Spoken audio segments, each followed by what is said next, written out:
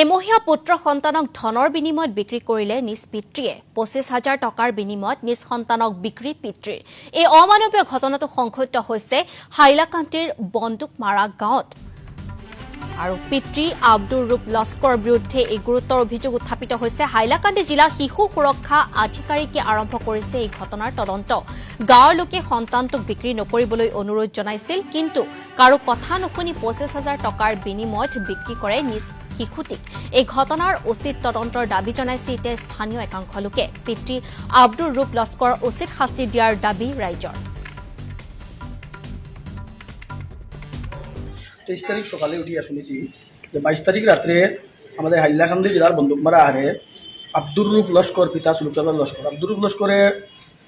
এই পরিমাণ খারাপ ছেলেটা যে তীর খেলাকে কুলাইয়া তার বাড়ি ঘর সম্পূর্ণ বেচিয়া শ্বশুর বাড়িতে আইছে শ্বশুর বাড়ি থাকা অবস্থা তার একটা বাচ্চা আছে 2 বছরের বাচ্চা আর বর্তমানে একটা বাচ্চা হয়েছে 1 মাস হয়েছে বাচ্চাটা জন্ম ওই বাচ্চাটারে খবরে প্রকাশ হয়েছে গাঁৱৰ মানুষের প্রচুর মানুষের কোথাও রাস্তা রাত্রে প্রচুর মানুষ আসলে সাক্ষী প্রমাণ তদন্ত পার হইব যে বাচ্চাটারে রাত্রে মাত্র 25,000 টাকা বা রাত 1 টাকা বিক্রি করে দিয়েছে এরা রাত লাল এলটো লইয়া আইয়া রাত্রে বাচ্চাটারে এখান থেকে লইয়া গেছুন গিয়া আসাম টক্স আপোচবিহীন অসম কণ্ঠ